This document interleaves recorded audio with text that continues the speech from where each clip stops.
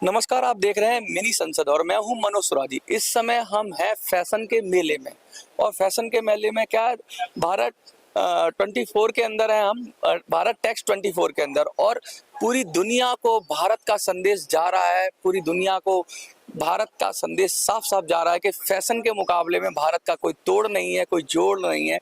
और कहते हैं गुजरात एक ऐसा राज्य भारत का जो हमेशा से, आज से नहीं, हमेशा से लीड करता रहा भारत को। वो सूरत की बात करें, जब अंग्रेज आए उस समय भी सूरत का बोलबाला था और वहां पर लोग आते थे। और गुजरात का नाम तो जानते ही हैं, जो प्राइम मिनिस्टर हमारे गुजरात से आते हैं, और आज एक गुजराती हमारे साथ हैं। और वो पूरी, जैसे गुजराती लोग कहते हैं, जहां जाते हैं अपना डंका गाड़ देते हैं, अपना झंडा गाड़ देते हैं, ऐसे ही दिल्ली के फेयर के अंदर हैं और पूरी दुनिया में ये लोग सप्लाई कर रहे हैं। तो मैं इनसे जानने की कोशिश करूंगा। सबसे पहले तो नाम बड़ा गजब का है आपका, फैब फिरकी। हाँ जी सर। ये फैब फिरकी आइडिया कहाँ से आया सर? इसमें क्या है सर कि हमारा एक सोच थी कि हम फैब्रिक्स में आए, जैसे गारमेंट बनाए, फैब्रिक्स भी सेल करें।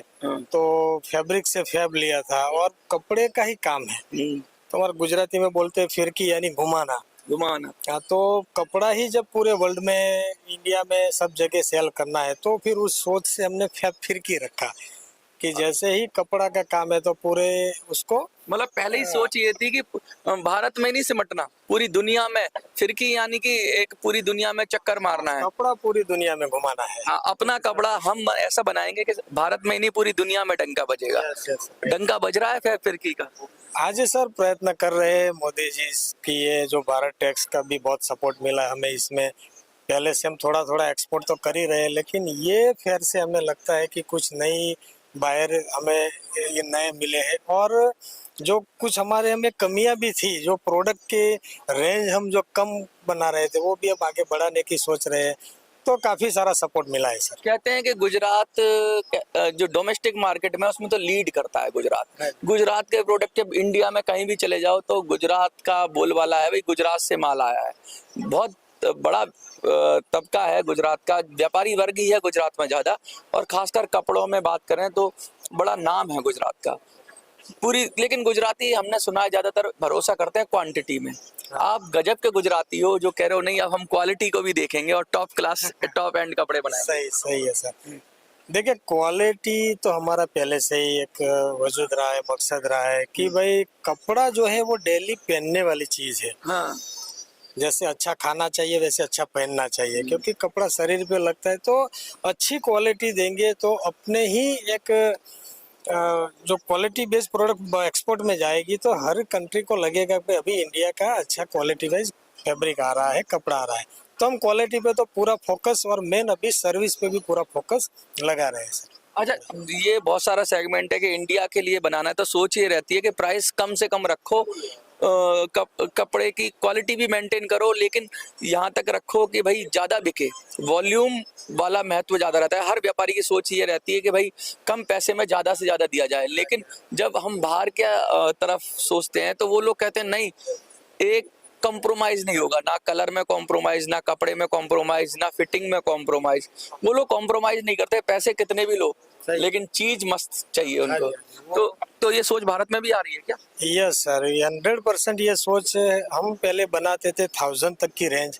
हाँ। अभी हमारी रेंज बढ़ के हो गई है 3000 तक की। अच्छा। और ये फेयर में आके ऐसा लगता है कि हम 5000 10,000 तक भी रेंज में बना सकते हैं, क्योंकि यहाँ डोमेस्टिक में अपनी एक लिमिटेशन है। हाँ, कि इतना ही बिकेगा नहीं। अगर 2000 का सूट बनाएंगे तो बिकेगा नहीं है, 2000 का कोई कपड़ा बनाएंगे तो कम बिकेगा, ऐसा माना जाता है। हाँ, वो एक थोड़ा रिस्क फैक्टर लगता था कि भाई अगर 2000 का बनाया तो वॉल्यूम नहीं कर पाते थे। लेकिन एक्सपोर्ट में जाने से हम अच्छी क्वालिटी दे सकते हैं और रेट भी हमको मिल पाता है, मार्जिन भी मिलता है, रेट भी मिलता है। अच्छा, आप तो ये डॉलर में बताते होंगे, जब कोई आपका जैसे 2000 का कोई है सूट, तो उनके लिए तो कहते होंगे यार बड़ा सस्ता मिल गया, कहीं ऐसा नहीं वो चौक जाते होंगे, फटाफट ऑर्डर आ जाता होगा, क्योंकि आप यहाँ की मार्केट के हिसाब से बल्क बाइंग हो जाएगी, कहीं ऐसा तो नहीं है एक्सपोर्ट? नहीं नहीं, वो आपने सही बताया। यहाँ काफी बार हमारे पास ऐसा भी हुआ, जो हमें लगता था कि भाई बड़ा ये महंगा तो है। बड़ा महंगा है, हाँ। लेकिन यूरोप से, यूएसए से कस्टमर काफी सारे आए हैं। हाँ। वो देख के ही बोलते हैं कि ये तो बहुत अच्छा काम किया हुआ है,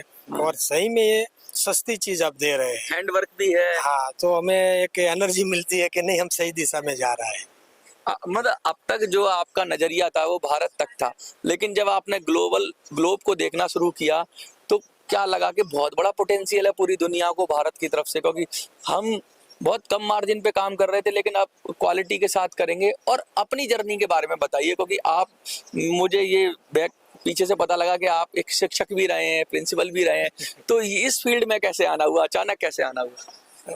वो सर देखिए, मैं 2001 से 2014 तक एज ए टीचर था स्कूल में, और लास्ट साल 7 साल प्रिंसिपल भी रहा।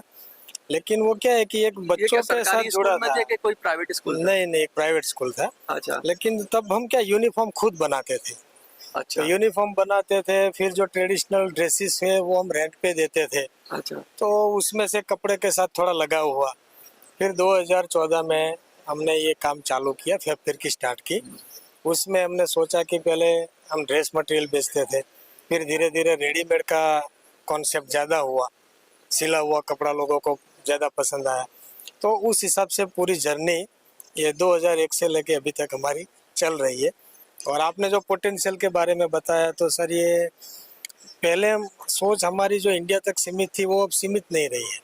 खुल अभी गए दिमाग के दरवाजे, खिड़कियां सब खुल गए। हाँ जी, अभी हमें लगता है कि अगर कोई दूसरे देश में एग्जीबिशन हो तो हम तुरंत उसमें पार्टिसिपेट अच्छा करेंगे। अच्छा, अब तो फॉरेन में जो फेयर होते हैं उनमें भी आप लोग पार्टिसिपेट करेंगे? 100%। अब जिसमें एक साल लेकिन में थोड़ा आप रेट ज्यादा कम है, थोड़ा बढ़ा के जाना पड़ेगा हमको भी नहीं लगता नहीं, है। वो देखिए, वो क्योंकि तो देखिए खर्चे काफी बढ़ेंगे अगर आप क्योंकि आप अगर इतना सस्ता रखेंगे, चलिए यहाँ तो वर्थ है, लेकिन जब एक्सपोर्ट करते हैं तो उसमें बहुत सारी क्वालिटी कंट्रोल्स होते हैं, बहुत सारे चेक्स होते हैं, बहुत सारे रिस्क फैक्टर होते हैं, तो वो रेट्स भी आपको, अगर वरना ऐसा ना हो कि कहीं उल्टा पड़ जाए। उल्टा पड़ जाए। नहीं, वो तो पूरा एक गिनती करेंगे कि क्या एक्सपेंस है, क्या इंश्योरेंस लगता है, हाँ। वो और पूरी सिस्टम है। अभी इतना सपोर्ट मिल रहा है गवर्नमेंट से कि सबसे नॉलेज अभी सबको है। हाँ। तो वो सब मिला के आगे बढ़ेंगे। और एक साल में हमारी सोच है कि भी 5-6 एग्जीबिशन आउट ऑफ कंट्री करें, ये सोच है हमारी। जबरदस्त। इसे कहते हैं गुजराती सोच, कि भाई रिस्क लेना, या वो डरता नहीं है कहीं भी काम करने से, वो चाहे इंडिया हो चाहे इंडिया के बाहर, बस उसको मौका चाहिए। और जब मौका मिलता है, उसकी जब प्रोडक्ट की तारीफ होती है, तो जो गुजराती लोग हैं वो कहते हैं नहीं, अब डंका, जैसे मोदी जी ने डंका पूरी दुनिया में बजाया, इसलिए व्यापारी भी गुजरात के व्यापारी हैं, वो भी अपना डंका बजा रहे हैं। और भारत में तो बजता ही था, लेकिन वो जो लीडरशिप है इनके अंदर, वो लीडरशिप अब पूरी दुनिया में जाके दिखा रहे हैं। और कपड़ों में, कहते हैं कपड़ों में जो रेंज है वो अथाह है, और हर दिन नए डिजाइन आते हैं। ऐसा नहीं है कि आप कहीं कहते हैं ना, आप किसी चीज को पकड़ के नहीं रह सकते। क्रिएटिविटी है, फैशन है सर, लगातार नया ट्रेंड बदलता रहता है, बड़ा अप टू डेट रहना पड़ता होगा भाई, क्योंकि और क्या कस्टमाइजेशन भी करते हैं या फिर सीधा सीधा फिक्स आप लोग जैसे आपके प्रोडक्ट है उन्हीं पर काम करते हैं? नहीं नहीं सर, अभी तो देखिए कस्टमाइज पे जाना ही पड़ता है हाँ। कि पूरी एक डिजाइनर टीम रखनी पड़ती है, क्योंकि रोज फैशन क्या है कि रोज नई नहीं है। आती है। हाँ। रोज लोगों को नया चाहिए। और अब पहले जैसा बड़ा नहीं है updated। कि सिटी में फैशन अलग है, विलेज में अलग है। अब विलेज सिटी सब में कॉमन फैशन चलती है। अच्छा। तो ये तरीका कि एक फैशन पूरी एक सर्वे करके एक डिजाइन जो मूड देखना पड़ता है। मूड देखना पड़ता है पूरा, और क्वालिटी बेस करके ही काम करना पड़ता है। देखिए साफ साफ कह रहे हैं कि दुनिया का मूड पहचानना बहुत जरूरी है। भारत है ना, वो पूरी दुनिया का मूड पहचान रहा है, इसीलिए ये इतना बड़ा फेयर है। और इस फेयर के अंदर साफ साफ संदेश दे दिया है कि अब जो झंडा है ना भारत का, वो पूरी दुनिया में गड़ेगा। फैशन के मामले में चाइना कितनी क्वांटिटी बना ले, लेकिन जो आइडियाज हैं, जो इंडियंस के पास आइडियाज हैं, उसको कोई कॉपी नहीं कर सकता, कोई टक्कर नहीं ले सकता। आप कितना कॉपी बनाओगे, हर रोज नया आइडिया लेके आ जाएंगे, और गुजराती खासकर आइडिया की भरमार होती है। देखते रहिए मिनी संसद।